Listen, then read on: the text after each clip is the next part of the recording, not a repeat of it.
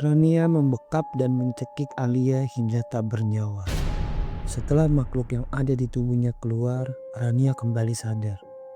Ia berteriak kencang di atas tubuh Alia yang kedua matanya terbuka. Sebagian terbangun. Tania sang kakak yang di sebelahnya mengatakan, "Lo kenapa, Dek?" Ia mengatakan, "Aku gak tahu, Kak. Tiba-tiba di atas tubuhnya Alia." Tania melihat Alia. Ia kaget melihat wajahnya Alia sudah membiru.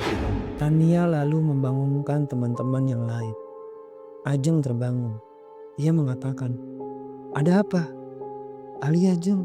Alia," ucap Tania dengan nada khawatir. "Kenapa Alia?" Feby dan Icut menimpal. "Alia mati," ucap Tania. "Apa?" ucap Ajeng yang langsung menghampiri Alia. Icut dan Feby menangis ketakutan. Miko, Lilo, Azam terbangun mendengar suara tangisan dari teman-teman perempuannya. Ia segera membangunkan Fatir dan Rian yang ketiduran. Tir, Yan, yah pakai ketiduran lagi nih anak berdua," ucap Lilo. Fatir dan Rian langsung terbangun. Rian mengatakan, "Ah, sialan ketiduran kita, Tir."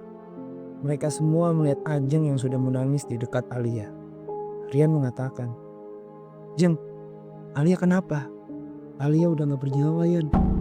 Teman-teman lelaki seketika lemas mendengarnya. Fatir menyesal dan mengatakan, "Gara-gara ketiduran ini, Yan, semua jadi begini." Azam mengatakan, "Sabar, Tir." Lilo juga berkata demikian. Miko bertanya pada Ajeng, "Kenapa bisa kayak gini?" Tania langsung menjawab, "Gue kebangun dan lihat adik gue. Dia teriak di atas tubuhnya Rania." Miko lalu bertanya pada Rania, "Ran, apa yang lo lakuin ke Alia?"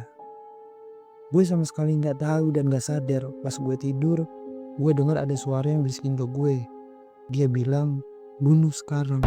Setelah itu gue gak inget apa-apa lagi. Sampai akhirnya tiba-tiba gue di atas tubuhnya Rania." Fatir menjawab dengan nada kesal, "Pasti gara-gara makhluk itu lagi." Fatir lalu berteriak, "Apa mau kalian?" Petir langsung menyambar. Angin bertiup kencang. Dari kejauhan, Fatir melihat makhluk gaib itu berdiri di atas tangga.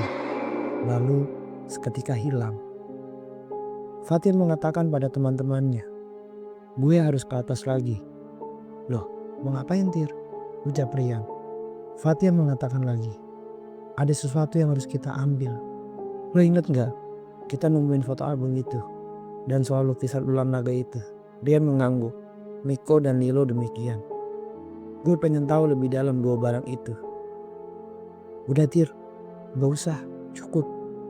Lu gak lihat kita udah kehilangan dua teman kita," ucap Ajem. Fatir menjawab, "Tapi kalau kita gak temuin masalahnya, kita bakalan mati semua di sini." "Yan, Li, lo temenin gua ke atas." Azam sama Miko nemenin cewek-ceweknya. Lantas mereka bertiga langsung menuju ke tempat Fatir menemukan album foto itu. Sampai di lantai 8, album foto itu masih ada di ruangannya. Fatir cepat-cepat mengambilnya, lalu segera turun kembali dan mengambil lukisan di lantai 7 yang Lilo temukan. Sampai di lantai 7, Lilo heran. Lukisannya tidak ada di sana. Lilo mengatakan, "Kok lukisannya nggak ada ya?" Ia sambil menunjuk ke arah tempat pertama kali ia melihat lukisan itu. Rian menjawab, "Bener nggak, Li, di sini tempatnya?" "Iya bener, gue masih ingat." Mereka bertiga mencari-cari lukisannya. Dan ternyata jatuh di antara puing-puing bangunan. Lilo mengatakan, "Nih ketemu, jatuh di bawah." Fatir menjawab, "Yaudah yuk, kita turun lagi ke bawah." Saat mereka turun ke bawah, sosok makhluk itu muncul menyeramkan berdiri di atas lantai 7. Fatir, Rian dan Lilo dengan pakaiannya yang cukup basah terkena hujan sampai di lantai 1. Azam mengatakan, "Gimana, Tir? Ini dapat?" Sambil menunjukkan album dan lukisan itu. "Memang ada apa sih sama album dan lukisan itu?" Ajeng menimpal. "Gue pengen tahu aja lebih dalam lagi tentang album foto sama lukisan ini. Apa ada kaitannya sama kejadian yang kita alamin?" Fatir lalu memperhatikan satu persatu foto tersebut dengan detail. Lalu ia menemukan satu foto yang terlewat sewaktu pertama ia melihat album foto ini. Fatin memberitahukan kepada teman-temannya, "Lihat deh ini. Di foto ini sepertinya para pegawai sini lagi bermain ular naga panjang. Tapi kalian perhatiin lagi.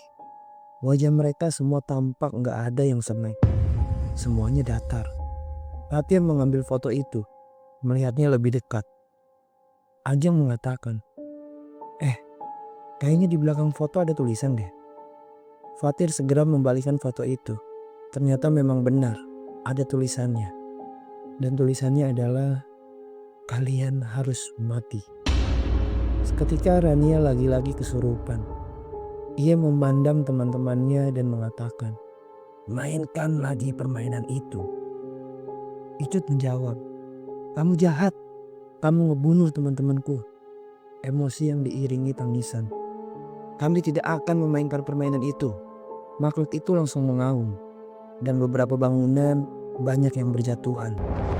Makhluk itu mengatakan lagi, "Aku sudah bilang, jika kau tidak memainkan permainan itu, kalian semua akan mati. Cepat mainkan."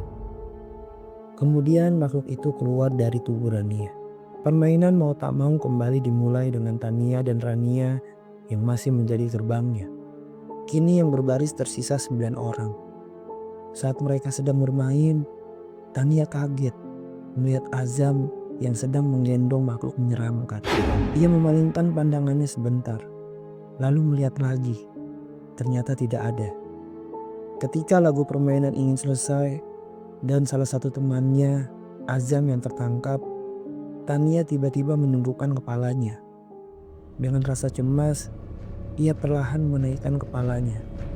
Di pandangannya Tania, bukan temannya Azam, melainkan sosok makhluk menyeramkan itu di hadapannya.